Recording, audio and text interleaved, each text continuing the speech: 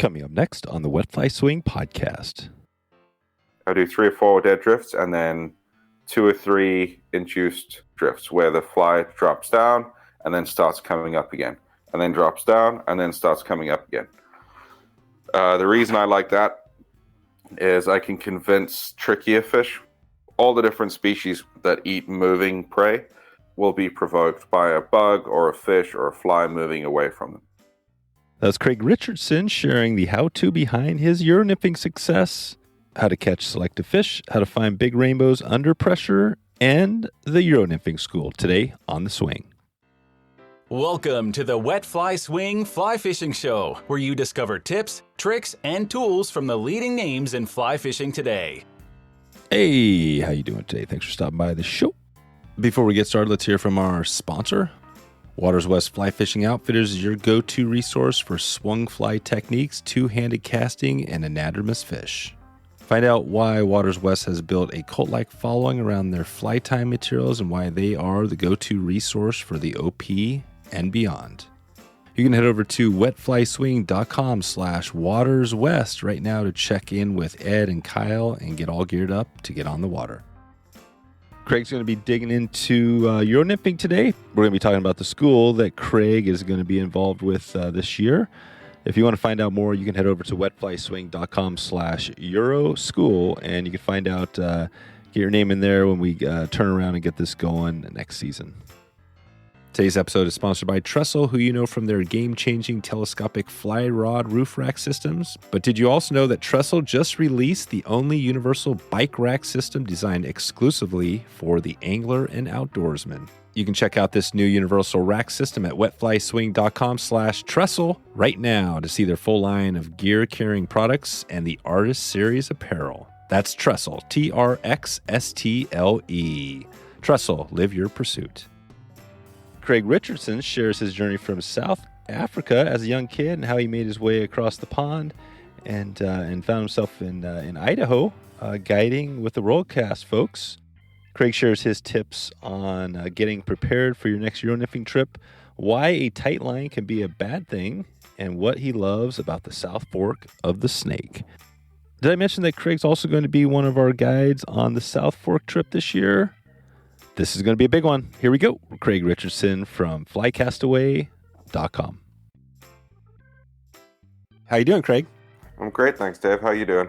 Good. Yeah, it's good to sit down with you here. We've been chatting. I've been putting this trip together with Pete Erickson. He kind of connected us. I've heard your name before. You've got a lot of good stuff going on really around the world because, the Seychelles and everything. We had Jako on a couple of times, and that's always a place that everybody wants to go to, I think, but it seems like maybe it's a little out of reach. Talk about that a little bit. We're going to get into all your background, but does it feel like, obviously it takes some money, but is that a doable trip for a lot of people if you've got a little bit of extra coin in the bank? Yep, it is. The one thing that happens out there is most people wait too long to do it. So they miss their prime time where they're struggling to walk. So if you can get to it, try get to it as quick as possible. Gotcha. Yeah, because if you get into your whatever the age is when you can't get around as well, then it is a tough. Why is that? Is that because you're actually doing a lot of walking and hiking and stuff like that? Yep. So the best part about the Seychelles is the amount of time you're going to spend on your feet, meaning that both anglers have more time fishing. So if you're in a slightly better shape and you're willing to move around, the guides will take you to some really incredible stuff. It's always exciting when you get someone that's able and ready to go into the rough stuff and find something special. Right. And that's what it is. What else is, makes that part, because there's all these, these species you can find these in different parts of the world, but why is the Seychelles? What is the thing? Is that part of what makes it so special? So from everywhere else I've fished, the thing that makes the Seychelles unique is the volume and the size of all of them. So when you're walking a flat in, say, the Seychelles and you come across GTs, the numbers are always going to be way higher than anywhere else. So I've spent a lot of time in the Maldives and doing a side-by-side comparison. The Seychelles is light years ahead when it comes to fish numbers and average fish size. Gotcha. So, I think GTs, we haven't talked about them in a little while, but what is an average size GT, and then what's a big one? Depending where you are, so anywhere from sort of 75 to 85 centimeters would be sort of the set standard, with a bigger fish being over a meter. And then a really big fish, I would say anything over 115, 120 is a really, really big fish. 151. And I'm not always good with the transition. I know the meter is about 36 inches, right? Somewhere in that range. Yeah. And then that's correct. Yeah, perfect. So good. Well, we'll probably dig into that a little bit today because I think that is an interesting place that, and that's a good tip, is to get out there earlier when you're still healthy. Where is the place when you fly? Where are people, if they're heading over from, let's just say the U.S., where are they flying into to, stop over and then head over there? So right now there's quite a few different options when you're leaving the U.S. You can stop through South Africa, through Paris, through Heathrow in London, through Doha or Dubai. So it's all wherever you want to travel through and who you travel through. But I normally recommend people to stop through Dubai and stop and have a day and fish with Ocean Active in Dubai, because it's a great way just to break up that flight and ease the jet lag. So once you do get a day of fishing, so you get to warm up and then and kind of shake off the jet lag. Right. So what is the good time-wise? It's kind of a 7-day trip, but maybe add on 8 or 9 to give you that little jet lag thing. I would say at least 9. At least 9. To be realistic, the travel time alone is pretty brutal with doing between 18 and 20 hours in the air. If that's with having reasonable flights. If you don't have reasonable flights, that can move up. And then once you land in the Seychelles and you're in Marriott, the capital, then you have a small charter flight down to your next stop, which can be anywhere from an hour to 2 hours, down to Farquhar is an hour and 50 minutes. And that all adds up. It adds up, right? And do you guys have a lot? I mean, it must be a mix of people coming there, but when you look at your, the demographic or where the people are coming from, is it a mix between South Africa, U.S., all around the world, or is it heavily weighted towards one? So it all depends on the year, and which booking agents are doing most of the booking for us.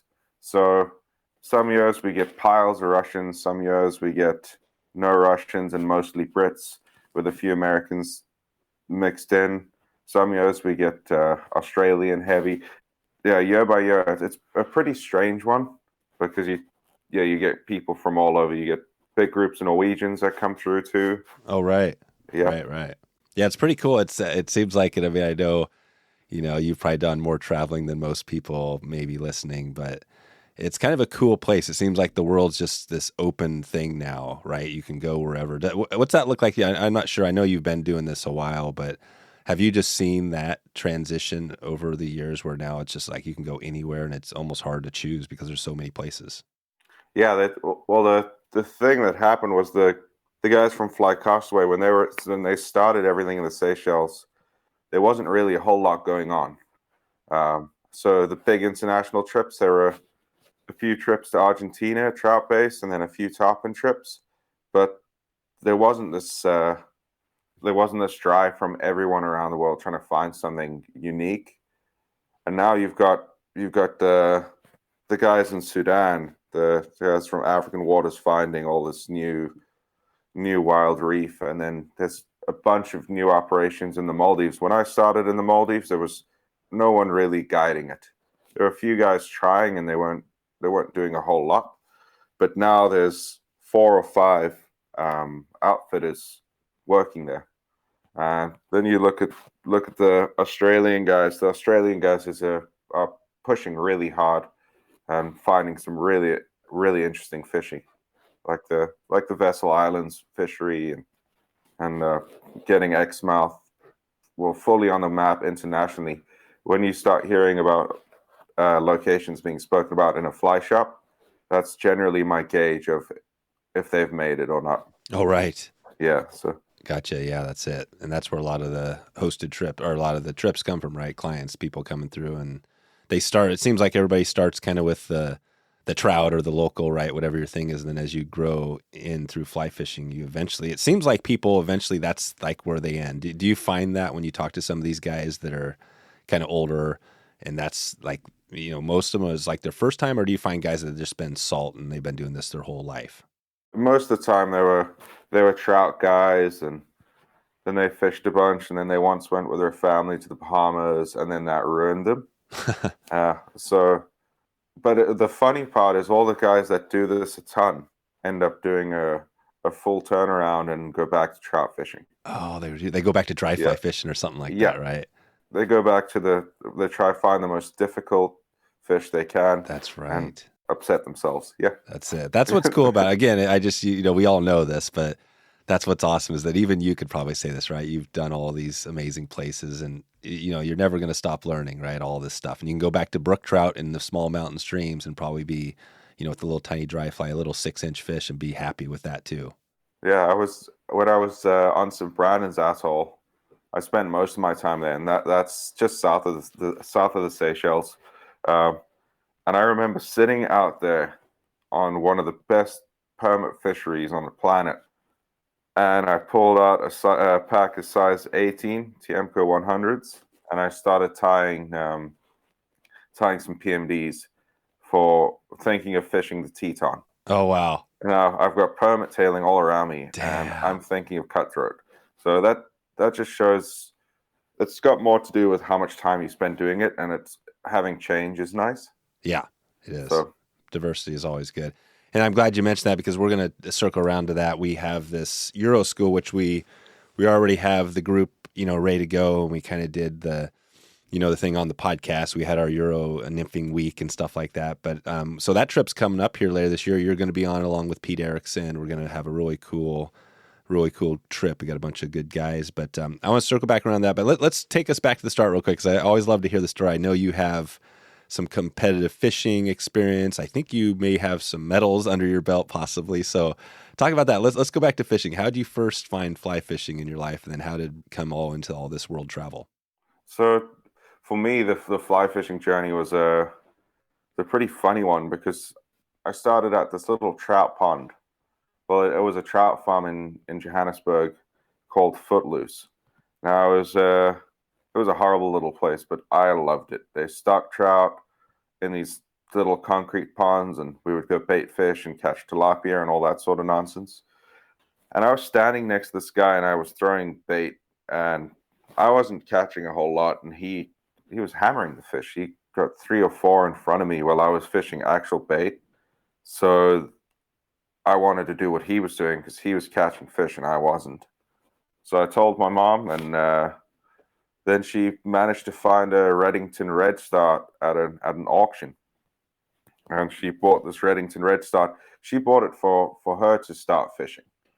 And then, of course, the kids got away, but I ended up taking that and really got serious about it somewhere between 4 and 5. I don't remember when I became more fly fishing dominant, but I just focused on that. And a lot of our trout farms in South Africa will have a members area, and it's fly fishing only, and that's where all the best fishing was. So if I wanted to get that, I had to go there. So yeah, that was the start. So that's your whole life. So you pretty much been doing this. It's all you've known, which is amazing. And then you got started early, right? I mean, talk about how did the competitive fishing, how did that start up?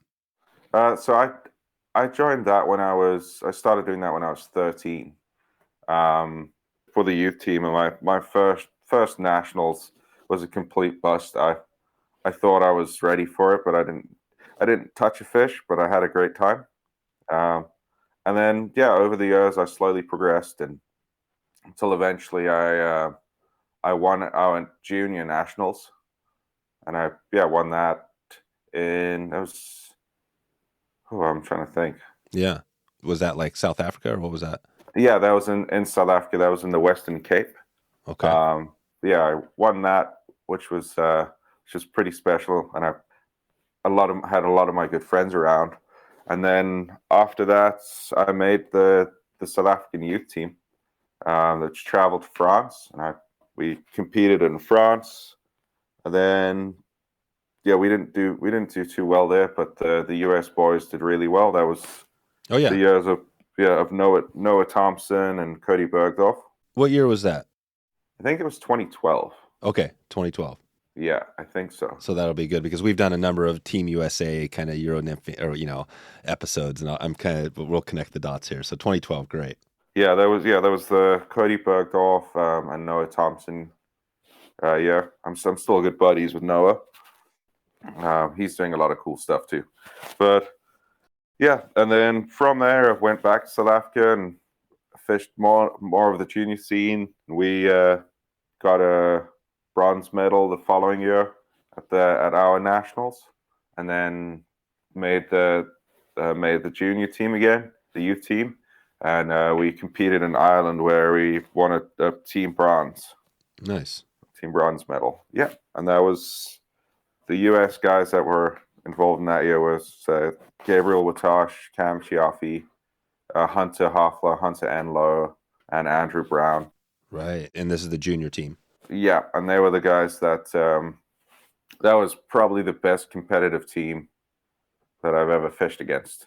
Seniors, well, men's or juniors. They were... Really? Yeah, they were... Those kids were something else. This is awesome. Yeah, if they'd all kept going, they would have... Right, because that's how it works, right? And we haven't actually talked a lot about the junior. I've actually had at least, we did one episode with somebody on the junior team, but we've talked a lot more about with Devin and some of those folks on, because we have, you have the middle, right? You got the junior, you got the, what is it? The normal men's, and then you got the masters. Do you guys have that? Is that the same way all around the world? Everybody has the three? Yeah. And they've just introduced the women's class. Yeah. That's right. Yeah, that South Africa has a pretty strong women's fishing group.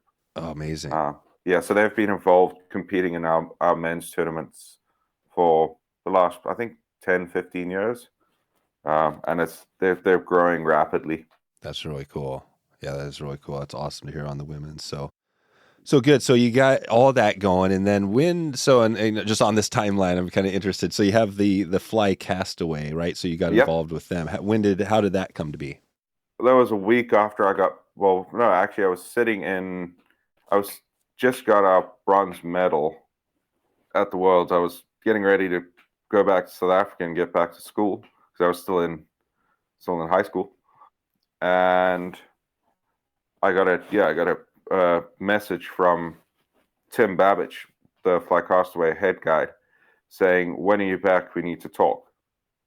So I thought I was in trouble, but I made some time, and I sent him a message, and he's like, "Okay, when I land in South Africa, just come to the office," which is the Fly Castaway head office in Johannesburg.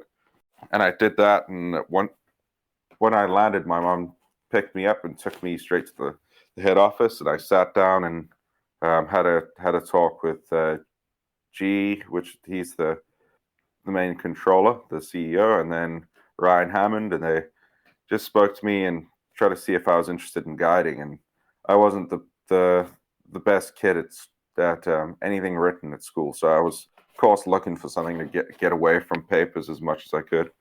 And they said, "Yeah, did I want to go guide on a tigerfish river in South Africa later that month?"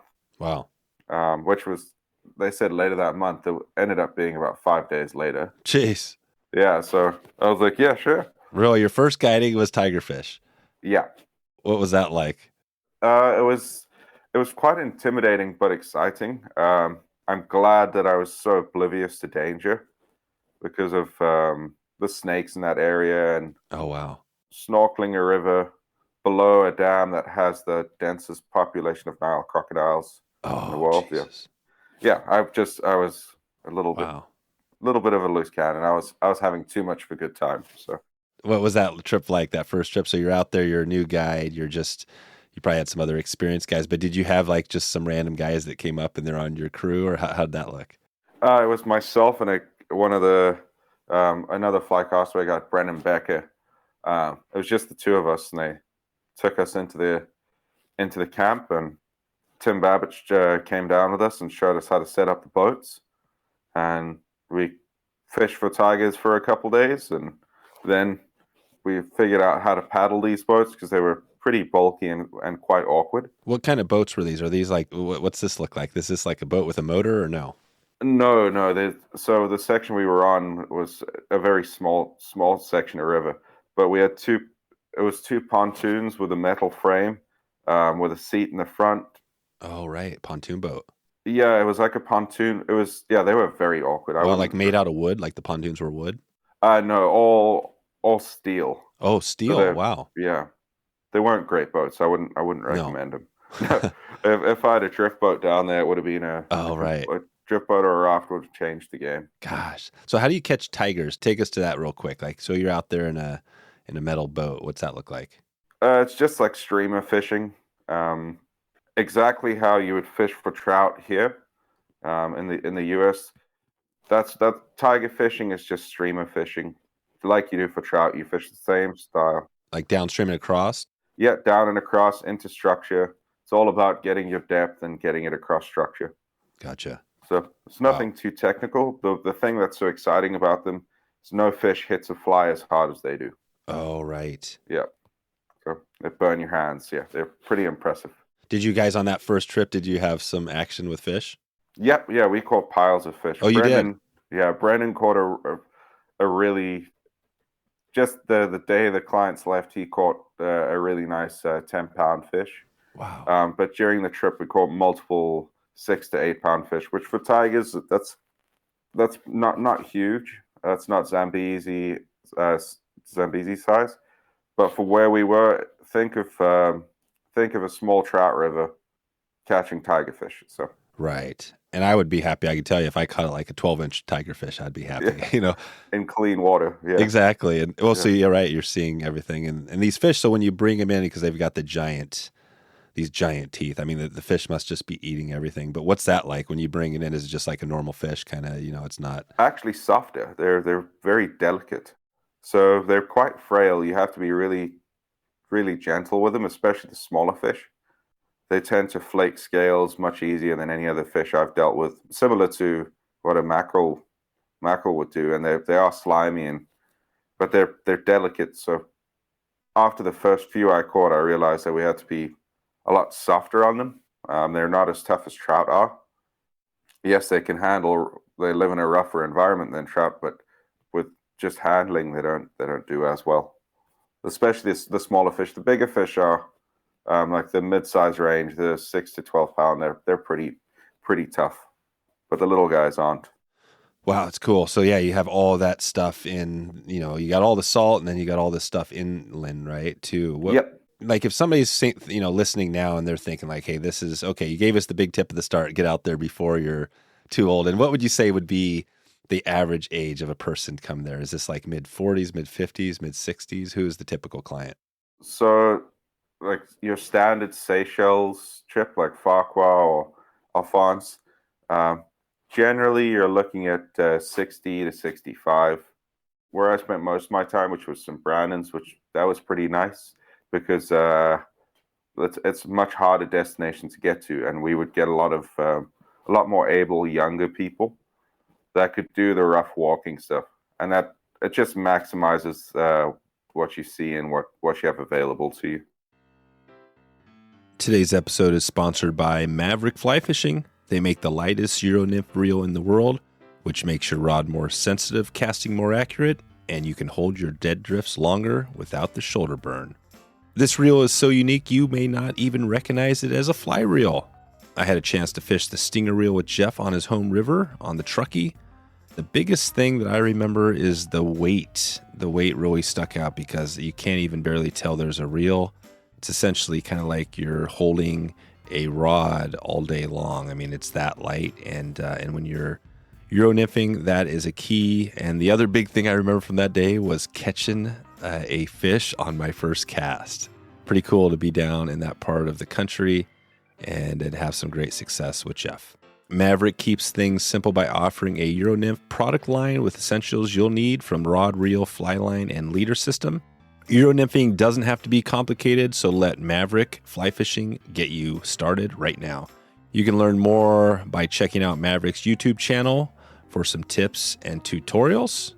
And you can also head over right now to wetflyswing.com/Mavrk to check out the good stuff they have going. That's Mavrk, Mavrk, wetflyswing.com/Mavrk to support this podcast and take a look at one of the most unique and efficient Euro nymphing setups on the market. Okay, back to the show. So that's it. If somebody's listening now and they wanted to put together a trip, and it seems like I said, like the challenge is where do you go? Which fish? What would you recommend? What would be the first step if they want to go out there? Maybe the Seychelles, maybe it's even tiger. It seems like there's so much. Where do you start on this? Just figure out what kind of experience you're after. It's all about what experience you would like. There's so much available right now. And the best thing you can do, to be honest, is talk to people that have actually been there. And the best way you can do it is go on social media and find the tags and see who's been there. Like search hashtag tigerfish or whatever. Yeah, and just send them a message and just figure out. Or someone like chat to someone like Christian Pretorius or Jako or any of that's the thing. The South African boys have traveled more than most because our fishing in South Africa was pretty tough. And we just became more willing to travel for whatever was good. So yeah. What is that difference like when you look at South? And I always look at this because I haven't been anywhere to South Africa or Africa. But the difference, right? U.S., South Africa, as far as fishing, is that? It's a lot different. What's that like as far as the opportunities? Are people into it over there as much? Well, we do have a huge group of fishermen. Now, fly fishing is the smallest of all the facets. The largest is bait fishing for carp. We've got some pretty serious carp fishermen that make all their own baits and flavors and smells. Wow, carp's huge.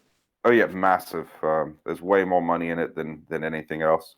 Then our next biggest scene is bass fishing. We have phenomenal bass fishing. What type of bass? Largemouth bass, and then we've got some decent smallmouth bass fishing. I wouldn't say anything that's incredible, but we do have some really fun smallmouth fishing in the Cape. So Cape Town, the Winelands area. There's a bunch of smallmouth bass in that area, and then more inland, and then to our east coast is where all the best bass fishing gets. Gotcha. Yeah, we've got a crew of guys in Cape Town. You may have heard of the Mission Fly Mag. Mm-hmm. Yep. But all those boys, they're a really good crowd, and they're the ones that really charge hard in the Cape, trying to find the best smallmouth fishing around. Oh, gotcha. Yeah, that's it. So yeah, you have plenty of that, and then the traveling comes to. And then why did you find yourself traveling more? Like you're in this whole area down there with everything you have going, then you find yourself over in Idaho. How does that happen? So I grew up reading about the Harriman Ranch. I was given the Trout Hunter by Rene Harrop when I was really young. And that's what I based all my fishing on. And I didn't realize that it was such a highly sought after, impressive book. I just got given it. I think it was bought at an auction too. There was books like that we wouldn't spend a whole lot of money on. We would find them at an auction. So yeah, I got that and I read that cover to cover, and then from the pictures and seeing everything, I figured out that I wanted to be on the Henry's Fork. And then I traveled all the way out. I fished with Rich Paney from the Trout Hunter, and I fished earlier that season. I fished with Mike Dawes from WorldCast Anglers, and Mike offered me a job. And oh wow, yeah, we went from there. I did my first summer out there. I just went out to see if I liked it, and I went all that way for the Henry's Fork, and then figured out that I love the Teton more than anything. Oh, the Teton, yeah. And that's the other one you hear about, but it's not as much. You always hear the Henry's Fork, the South Fork, the Snake are the two big ones. But it's been cool because we've been doing this series on our traveled podcast where we've been really digging into that whole area. And I mean, there's so much. I mean, you go down to Pocatello, and again, that's just fly fishing, right? It doesn't matter where you go. There's going to be some fish you can go for. Yeah. But the Henry's Fork is one of those places, and I hope to get Harriman. I hope to get that on the pod, them, at least that's the story, right? The house of, well, you got Harriman, and then you got the, let's see, am I getting that wrong? Is it Harrop? You got the house of Harrop. Yep, that's the flies. Yeah, that's the flies. Then you've got the Harriman Ranch section, right? Yeah, which is the state park. The state park. That's yeah. right. Gotcha. And that's where the whole Trout Hunter, and that's where Trout Hunter became, right? It came out of that. That was the transition. Yeah, it's right on the river. The Trout Hunters, also a restaurant, bar, and an outfitter. It's a great place. That's awesome. So we're gonna be heading over there in October, like early October, and it sounds like that's gonna be a pretty good time. The weather's still pretty good. The fishing can be good. Maybe not as much pressure. And I think we're planning on hitting the South Fork maybe for a couple days, and then maybe a day on the Henry's Fork. And that's so. How does that look? When you think of that, like as far as that time. And we talked to Pete a little bit about this, but is that going to be a pretty good time to hit this up and get some action? We're thinking Euro. You're obviously the focus is Euro nymphing school. Is that going to be a pretty good time to put that together? Yeah, but really good. That's the main thing there. It will be fishing. We'll be fishing generally smaller stuff. So it'll be teaching control and understanding control of smaller stuff and fishing living bugs. So inducing takes and trying to get fish to eat a moving fly. Right. That's awesome. And that is, and these moving flies are going to be, if you think of like on more of the nymphing stuff, the Euro nymphing. So we're kind of matching the hatch. Is that what this is going to be like? Yeah. So those fish have been not so much the South Fork. The South Fork fish, because of the high water through the summer, they do have a place to hide. So they do get some protection. But the Henry's Fork fish, they get harassed from middle April. Right, they're getting hammered. Oh, they've got a tough deal. But it makes them pretty selective and pretty smart, which I enjoy because it forces you to refine everything to catch one of those trickier, bigger fish. Right. That's always special. Yeah, and are you able when you're out there, say on the and obviously it's fishing, but if, we're on the Henry's Fork, these fish have been hammered all summer. We're getting there in October. There's not quite as many people. We got all these, we're going to try to really get down and match the hatch. Do you feel like you can find that big fish and target that big fish even with a Euro nymphing thing? Or how would that look? Yeah, so that time of year, you'll often have, the browns will start spawning, so they're out of the game. But there's some huge rainbows. To be honest, that's my favorite time of year to fish. I love that the browns move up onto the reds and get out of the way, and then I can focus on flat water, technical rising fish, and fishing like slightly sunken nymphs, longer leaders, and quite an exciting technical way of fishing for them at distance. Your land rate is pretty low, because hooking a big fish at distance is never easy. You mean like at distance, like quite a ways away from you? Yeah, anywhere from 40 to 50 feet. Oh, wow. Yeah, your ways, yep. And all visual, too, or being able to see them. You mean see the fish coming up rising, that whole thing? Or just holding. Just holding. Just watching the fish and watch them nymph with the occasional rise. I love that. And I found that, that's what I was missing in the comp scene, was I didn't keep going back to that. I was more numbers based, and I missed a lot of really interesting, good fishing like that. Oh, right. So the comp thing is like you obviously want to catch fish, but you could catch one really big fish, and that could equal a couple of smaller fish, sort of thing. Yeah, it's like anything. And if you fish the way I was fishing, yes, you're going to miss a lot of numbers, and you're going to miss a lot of excitement. But when I was comp fishing, I would miss a lot of what I'm doing now. So yeah, it's a give and take. Cool. Both have their place, and both are exciting. Right. It's all got to do with what you want to do now. Yeah. So if somebody's coming up, and Pete mentioned this too, that we could be on the South Fork and fishing, and we're obviously getting a lot of people are going to want to get their Euro nymphing game dialed in. But if a hatch comes off and there's some bugs hatches, we're not against throwing a dry fly match in the hatch either, right? No, because it's the other thing with single small dry fly fishing is it's a great way to learn, and it's It's also good for people to understand drift because you can see everything on the surface. What I've found with a lot of the Euro nymphing guys is they're so focused on tight lining and being so tight with everything that they end up being overly tight and affecting everything they do. Being able to watch a fly just drift on the surface, you can just see what current does to a leader and does to your tippet, and it'll kind of forces you to slow down a little bit, stop fishing as heavy, and stop dragging everything through runs and start trying to mimic a natural drift. If you watch how a few of Devin's instructional videos, a lot of the time he's tight, but he's not overly tight. And that's trying to explain that to people is extremely difficult. There's a fine line between dragging your flies too much and leading your flies. Yep. That's awesome. No, this is so cool. And this is exactly the kind of the good deep dive is what we want to hit on this trip, right? I think people there, it's just going to be a small group of people coming. But obviously we're going to, hopefully do more of these down the line, but it's cool because this is it, right? This is what you can't really get as easy on a video, like the one-on-one thing, right? Just you talking about it, you can hear this is stuff that I think people aren't always thinking about.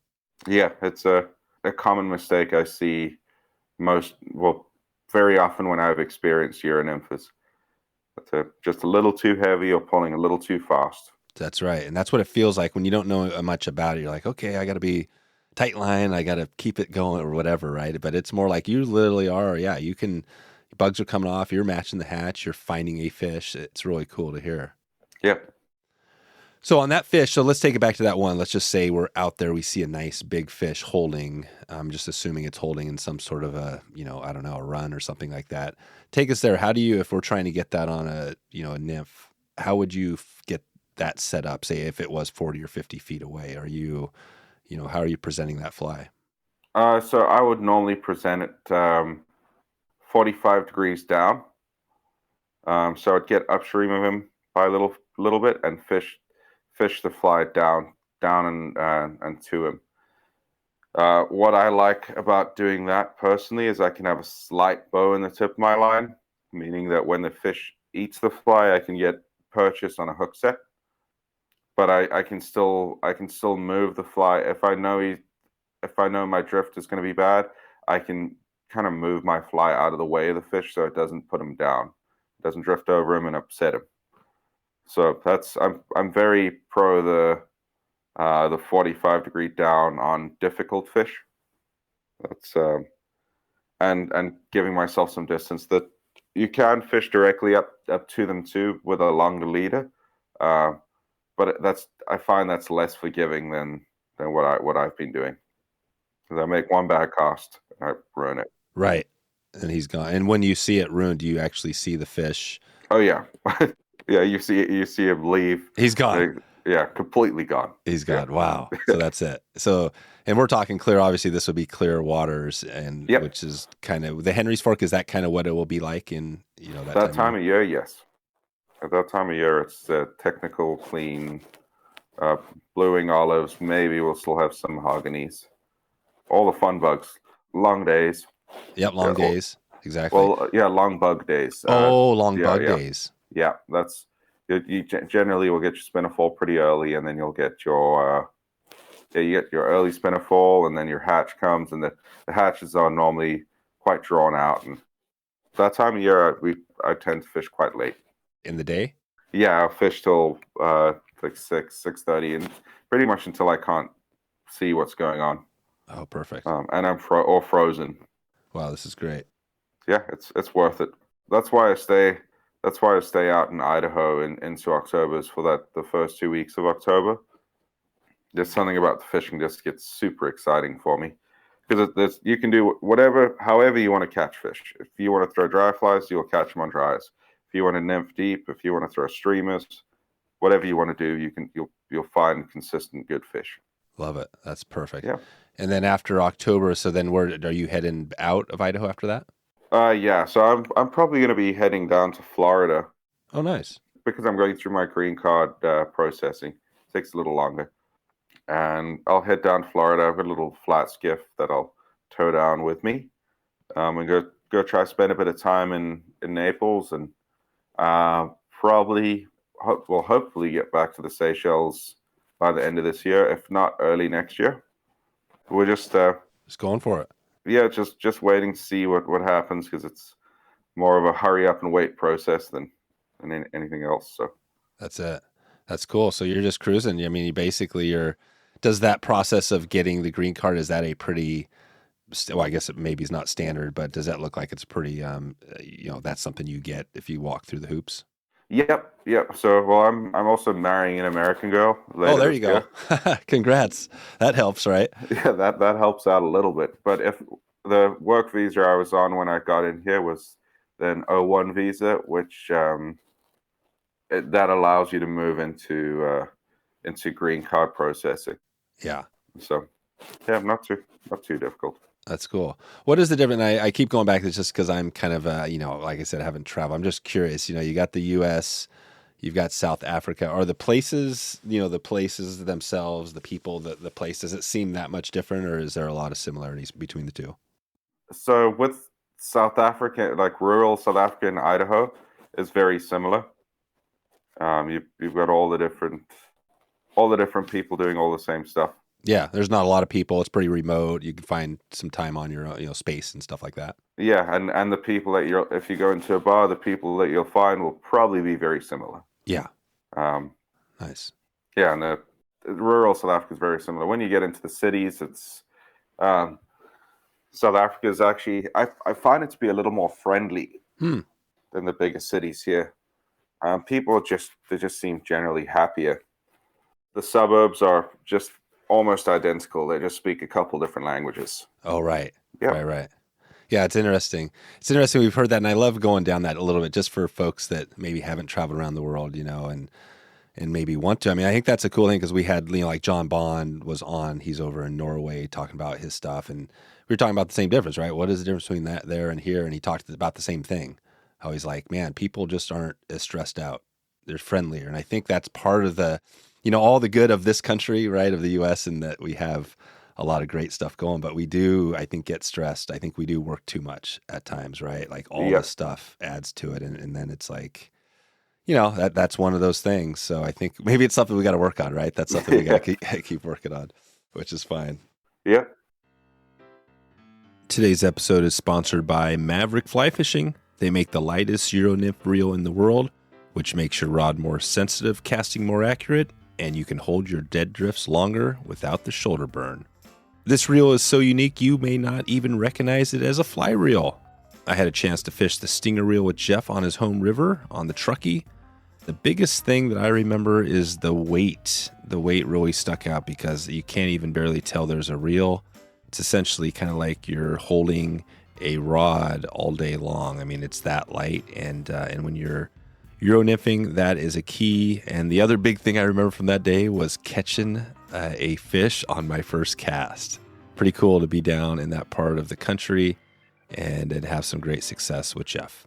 Mavrk keeps things simple by offering a Euro nymph product line with essentials you'll need from rod, reel, fly line, and leader system. Euro nymphing doesn't have to be complicated, so let Mavrk Fly Fishing get you started right now. You can learn more by checking out Mavrk's YouTube channel for some tips and tutorials. And you can also head over right now to wetflyswing.com/Mavrk to check out the good stuff they have going. That's Mavrk, Mavrk, wetflyswing.com/Mavrk to support this podcast and take a look at one of the most unique and efficient Euro nymphing setups on the market. Okay, back to the show. Well, this is good. I feel like we've been around a little bit around kind of, the world really.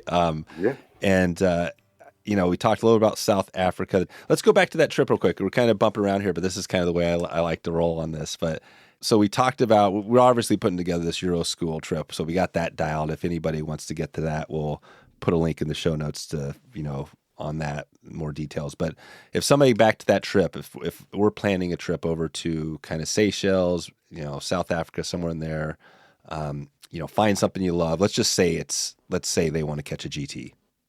Yeah, that's it. Like, I want to catch a GT. I want to catch maybe some other species. Do you usually go there thinking GTs, or do you go there thinking I'm going to go for a few different species in the salt?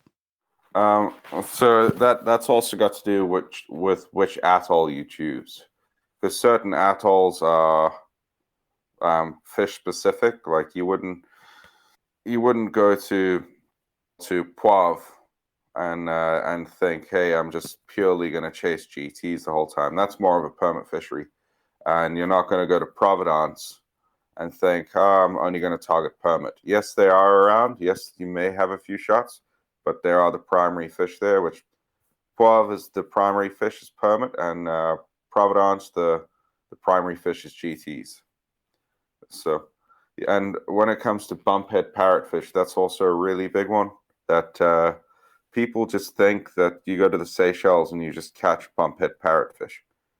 And that's not the case. They're only found consistently on feeding on two atolls, and that's Farquhar and Providence. Okay. So, yep. So there's two. Yeah, that's where having the intimate knowledge and reaching out to the right people and just sending them a message, hey, what do I need to know about here? Like, what do I need? That always makes the difference. That's a good starting point. And probably the biggest part of that is getting the right group, whether that's like Fly Castaway or whoever is, Yeah, Fly Castaway or Alphonse Fishing. Or Alphonse. Yeah, they both do a very good job. Yeah. That's and right. All the guides, it's like outfitters out here. All the guides are solid. The guides won't survive if they're not. That's right. Yeah, you can't be a crappy guide in some of these places when people are coming to pay a lot of money, right? That gets weeded out. So the humphead parrotfish, and that is an interesting fish. I mean, that is a really crazy. Do they all have? I mean, how would you describe the body morphology, like the way that thing looks? Like, why does it look? It looks like an alien creature. Yeah, it looks like a mistake. Yeah, but it's just a coral crusher. It's got a big hole. Right. Yeah. That's all. Its whole life is making Damn. sand. That's all they crushing coral. Yep, they eat coral and make sand. That's it. Amazing. So it just literally rams coral and just breaks up with its forehead. No, with its beak. No, with its beak. Yeah. So I've asked around about the bump on their head, and no one could give me a solid reasoning why they would have that. They don't make that head doesn't make sense to me, because they go and they sleep at night. They hide down on the bottom in the coral, and it just doesn't make sense why any creature would have that face. No, because it's got a giant. So you're saying it hits it just above its mouth. That's where it hits the coral. But the big giant form, like whatever it is on top of its head or its forehead, is not for anything. No, just looks cool. It's just for looks. And maybe it could be like a sexual dimorphism thing, right? Where it's like attracting mates or something. Yeah, that's what it could be. But the bigger fish tend to be female, just like most. Yeah, so that's one of those fish that we need to do a whole lot more. Yeah, with deep breeding. Wow, what's that fish like compared to a GT? Couldn't be more different. Where they're more like grazing cattle. I find them to be like cattle because they're always in a herd. They're chomping their way through a flat. And then a GT is just a really, really aggressive. I'm trying to find an animal to compare them to, but there's no animal that's always angry like they are. There's no situation where they're just happy to be there. They're just trying to kill things and run around, and everything is full speed for them. Oh man! So when they hit, when the GTs hit, it's just make sure your line doesn't get caught on your foot, sort of thing. Yeah, or your reel or anything, or your GoPro on your chest. That's why guides don't like GoPros. Oh, right. You lose a lot of fish to GoPros. Oh, man. Okay. and then these guys, these little parrotfish are just kind of hanging out, and they hit, and it's probably a fight, but it's not, it's not the same. So the parrotfish fight really hard for what they are, but they eat crabs, so they eat a little softer on the bottom. Like permit would, they'll tail on it. And then you set the hook and hope you get him in the corner of the mouth or somewhere around his mouth. Because their beaks are hard. They've got beaks like a bird, but they're extremely hard. Sometimes the fly will just hang in there and they'll just bite through it. Just bite straight through the hook.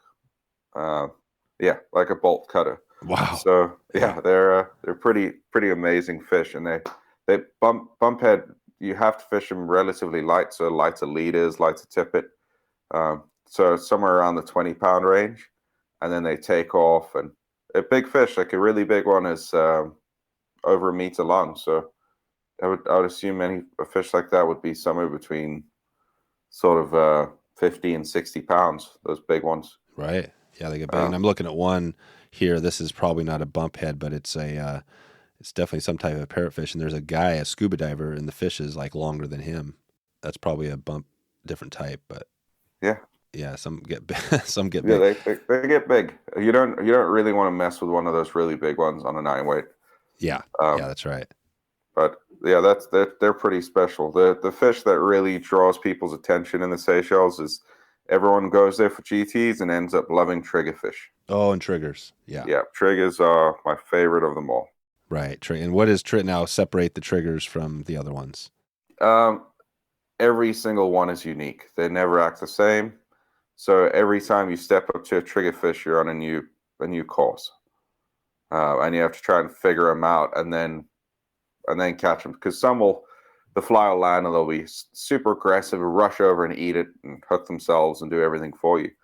And you'll make a cast and they'll sprint over to the fly and then follow it for 40 feet to your rod tip and then swim back to where they were and carry on feeding. And you do it again and over. And then some will, they'll see you in the distance and spook, but they won't spook straight off the flat. They'll zigzag up and down, scaring everything within a mile of you so that you don't see any more fish. They just tell everyone that you're there. And they've got confidence in themselves. They're willing to fight anything bigger. So like you've got any GTs that will swim over the nests or dolphins, whatever comes over their nest, they're ready to throw down. Oh man. Yeah. We'll see videos of divers getting beaten up by them and having chunks bitten out of them. Oh, nice. Yeah, well, I'll try to find a video and throw that in the show notes of the triggers. Yeah, and they're also unique, right? I mean, they've got all these crazy colorations and totally all diverse, right? And really unique eyes. Their eyes are stunning. Oh, really? What are their eyes? What's their eyes? They look like they've got Maori tattoo patterns on their eyelids. Oh, what would be their eyelids? I'll have a look through my photos and send one through. Oh, that'd be great. Yeah, I've got a pile of them. So. Oh, good. Yeah, we'll throw that and maybe use that in the show notes as well, and get that out there when this goes live. This is cool. What do you think? I mean, there's so many fish. Kind of we're talking about a few of them, but are there still lots of fish out there to be explored? Do you think other fish that are similar that people haven't really gone after yet in the salt? Yeah. There's a big push for the emerald scale parrotfish and blue parrots in with Nikolai, the Italian guy in the Red Sea. He's gone all in, and then a buddy of mine, Peter Kutsia, is also all in on the parrots. And the parrots are everywhere. You'll find them in every salty body of water. Oh, wow. They're somewhere around. Nice. And in warmer water, that is. And they eat crabs, and they fight really hard, and they're visual. You can see them tailing, and you can stalk them, and you can get close and catch them. They're awfully exciting. They get very big. They just don't have a downside.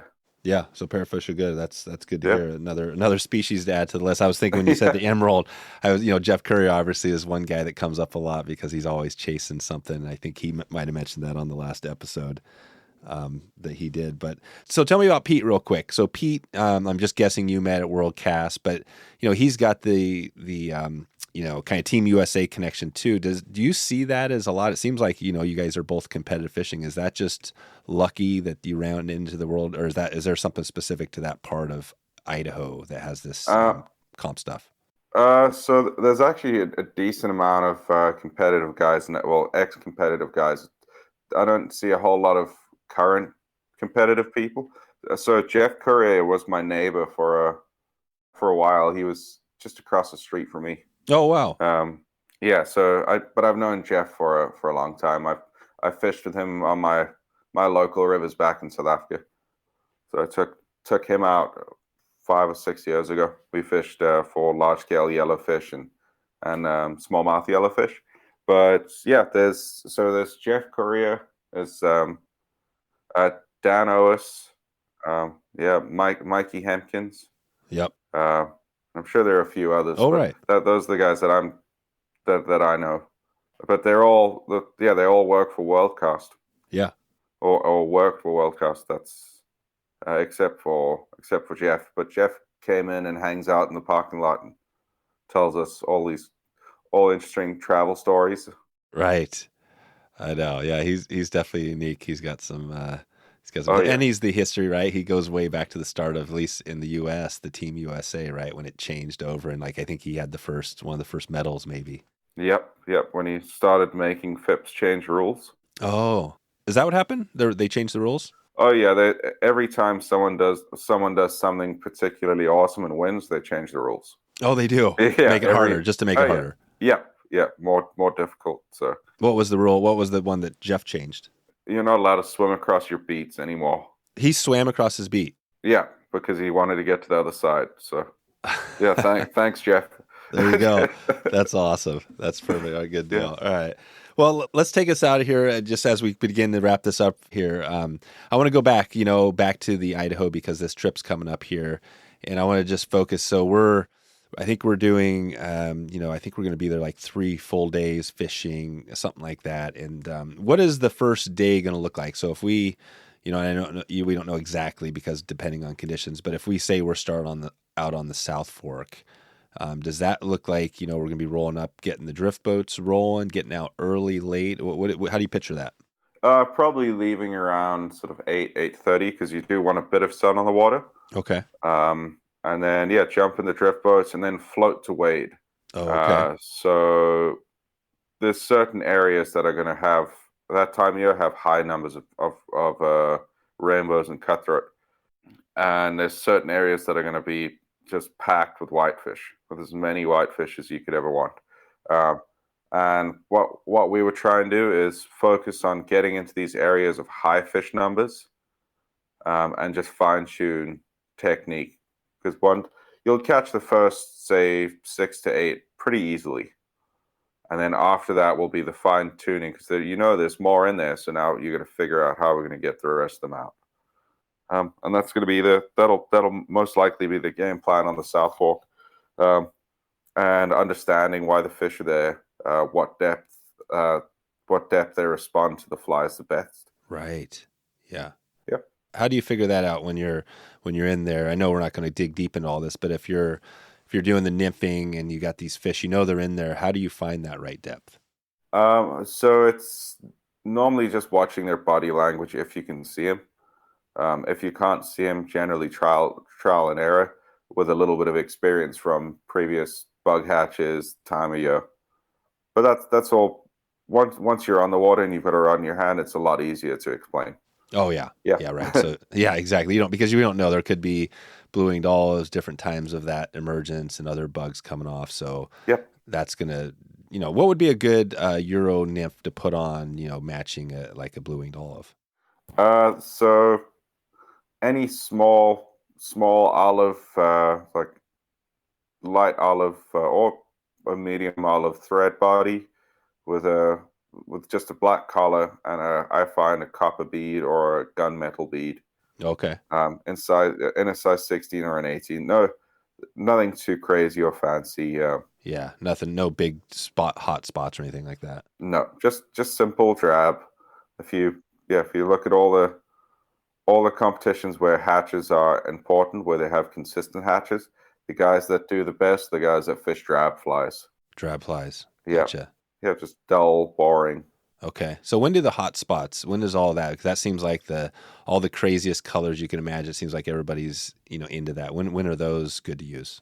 Those are generally good searching patterns when there's not a whole lot going on. I've seen some scenarios where in a hatch the hotspot has been more beneficial, more so like a red tag or a blowtorch, that style. And I generally find it's more got to do with caddis hatches than anything else for caddis pupa. Just the shape of the fly and the body shape really looks like a caddis ascending. Right. And is that how you fish it if we are on, let's just take these blue-winged olives for a sec. we think we're kind of trying to find the right depth, and when we're drifting that, how are you drifting your Euro nymph through? Like, how has that looked? I know it's hard to explain completely, but yeah. Yeah, so with a fish, if I'm Euro nymphing, with that, I would try and get my flies down to the bottom as quickly as possible, and then slowly lift the rod, inducing the fly, so making the fly ascend like it naturally would. Now, my first few drifts would be dead drifts. I do 3 or 4 dead drifts, and then 2 or 3 induced drifts where the fly drops down and then starts coming up again, and then drops down and then starts coming up again. The reason I like that is I can convince trickier fish. Fish often freak out. All the different species that eat moving prey will be provoked by a bug or a fish or a fly moving away from them. For some reason they'll respond in some way, and that'll give you an understanding of what to do next. Oh well, even a small little blue-winged olive bug moving away from them. Yep, I'm sure you've heard the lake fishermen talk about hanging your flies. Yeah, changing your direction. That's the same premise as what we're doing here. Gotcha. Yeah. Wow. So that's it. So we're basically, if we can see the fish, that's one thing, like we were saying. And I mean, how close can you see the fish if you're fishing? I mean, how close can you get to these fish without spooking them if the water's fairly clear? If you're quiet and a good wader, those fish I've gotten within 4 or 5 feet of them before. Oh, on clear water? Yep. Just sneaking up on them, trying to get as close as possible. But the problem is at that distance is fishing them. Right. Yeah, just any line, color, or movement, they're gone. They're gone. What is the perfect, do you think, the good distance? You talked about 40, 50 feet. You got 4 feet. What's a good, what would be a good for an average person out there? Is like 20 feet? Yeah, 20 to 30 feet is probably the most comfortable. The easiest to fish, the easiest to stay.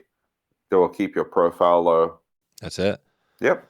Well, this is exciting. I can't wait to get put this together because I think, like I said, I've been talking to the guys and people are fired up, and with Pete, and we're going to do the school too. So we'll have a little bit of essentially it's still a guide trip, but we're going to do a little bit of education and have some content information that people can review, all that. But I'm excited. And I'm not sure who the other. I think Pete's going to set that up. The other guides we have, but. We'll follow up as we get closer because right now it's early. Everybody's jonesing to get on the water, right, and get fishing, and then we're going to be on the other end of the summer before the cold's coming in, which is great. Yeah, that's the better side. Yeah, it's the better side. So why is this early side? It's what is it? Right, like where are you right now? Are you in? I'm in Los Angeles right now. Okay. I'm working for Bob Marriott's fly shop. Oh wow. Yeah. In LA, that's a place you don't always hear about. Oh no, it's for good reason. The fishing here is terrible. It is. Yeah, it's no good. No. The only thing good about it is LAX. You can get anywhere else quickly. Oh, but, right. The fishing here is very limited, and yeah. What about carp? There must be some carp fish in there. Yeah. This year it's been a little bit brutal on them because of all the flooding. Oh, the flooding, right? Yeah. So God, it's been a crazy year. Yeah. Yep. But hey, it's good for it. Hopefully the fishing improves and. Yeah. Gotcha. Cool. Well, let's take this away, Craig, with a quick little, just like 2-minute drill. We're going to try to get out of here in a couple of minutes. I got like some rapid fire questions that it should be easy for you, and we'll zip out of here. So I always love to get a little music. This maybe sometimes is hard, but could you give us a band, something to put in the show notes, something that you like listen to, either a group or Camp. So it's Camp, CAAMP. Okay. They're a bunch of guys from Ohio. Oh, nice. Great music. Yeah, great music, and they fish the Henry's Fork. Oh, right. Yeah. There you go. Perfect. All right, we'll get some music from Camp out there. And what's your fish? What's your bucket list? What's the one you really that you really want to hit next you haven't done? Or have you done it all? Have you done so much? It's like it's kind of hard. The next fish I want is the next fish in front of me. Yeah, but you don't care. Not really. I think probably the highest on my list would be probably a blue bastard in Australia. Okay. That would probably be pretty fun. Yeah, blue bastard. Okay, cool. We haven't talked conservation. I always love to get a little bit of that. We've got the Henry's Fork Foundation. We did an episode with them. Are there any conservation groups that you know of in the Seychelles, that area, or do you get much into that we can highlight here? So there's a little bit, but it's all run by the outfitters. So Alphonse have a really good tracking program, and Fly Castaway did they did quite a few seasons of genetic sampling of all of our fish, trying to understand aging and genetic variation. That was always interesting. But to be honest, the only people looking after those fisheries are the people that guide them. Yeah, that's it. The guys, because that directly impacts them and the money around it. So if you destroy your fishery, you're not going to have money to make. So yeah, that makes sense. Okay. Yeah. Perfect. All right. Well, we'll send everybody out to, I guess, worldcastanglers.com if they want to track you down. Yep. Great. And of course, we'll get links to the show notes to our kind of the Euro stuff we have going with the Euro School and all that. But yeah, Craig, I want to thank you for all the time today. This has been fun to connect with you finally. I know Pete gave me a heads up, and I'm excited to put this together. So yeah, we'll keep in touch with you until we head towards October. Yeah, thanks a lot, Dave. It was great to chat. There we go. wetflyswing.com/457. 457. Check it out right now. You can get a little of Craig's extra content there. I think we're going to have some bonus videos as normal. All right, if you get a chance, it would be great if you could share this episode out and share the love with somebody who needs to learn about your nymphing. I know for me, it took me a while to get over that hump, and I know that talking and listening to somebody like Craig can help out. So share the love. All right, what do we have coming up next in the next couple of weeks? Let's take a look here. Next week, we got Jeff Liskay coming back on, and this has been a very popular show we've been doing. This is the Great Lakes Dude podcast, and we got number 3 coming where Jeff's going to finish up that steelhead step by step. I know people are loving this, so mark your calendars right now for June 8th. You're going to hear Jeff break out more of his magic. Okay, I'm going to let you get out of here right now and get ready for your next trip. Hopefully you're preparing for some good stuff this summer, and I hope to connect with you on the river, on the water, online, and I hope you're having a great afternoon, great evening, great morning, wherever you are in the world, and I will talk to you soon. Thanks for listening to the Wet Fly Swing Fly Fishing Show. For notes and links from this episode, visit wetflyswing.com.